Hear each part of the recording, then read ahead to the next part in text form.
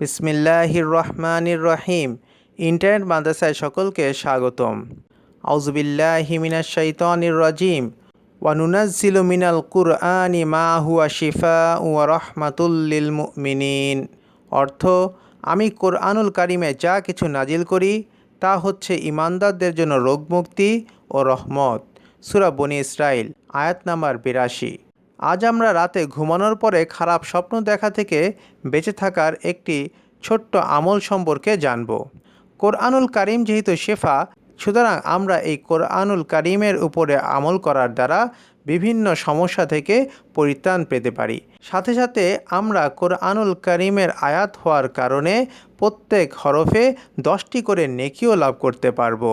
আমরা যারা শুনছি তারা অন্যের কাছেও পৌঁছে দেওয়ার চেষ্টা করব, কেননা কেউ যদি এই রোগে আক্রান্ত থাকে তবে তিনি পরিত্রাণ পাবেন, সাথে সাথে আমরা তার আমল করার কারণে সওয়াবের অধিকারী হব। আমলটি করার পূর্বে অবশ্যই আমরা দুরূদ শরীফ পড়ে নেব।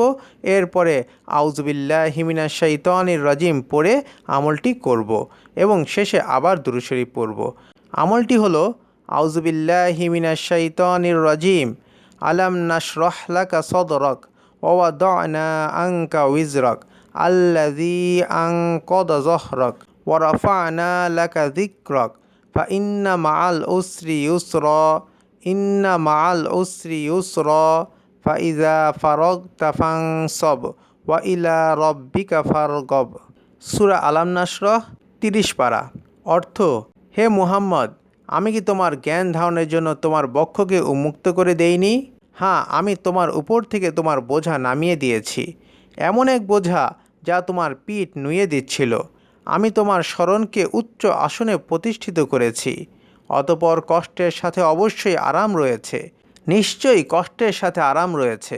অতঃপর যখনই তুমি অবসর পাবে তখনই তুমি ইবাদতের পরিশ্রমে লেগে যাও এবং তুমি তোমার মালিকের অভিমুখী হও। সূরা আলাম নাশরাহ 30 পারা।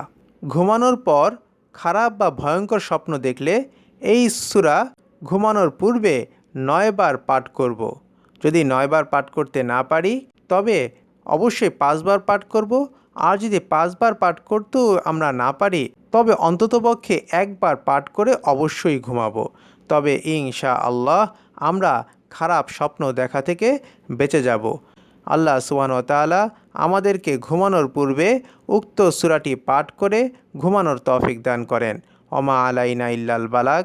আসসালামু আলাইকুম ওয়া রাহমাতুল্লাহি ওয়া বারাকাতুহু।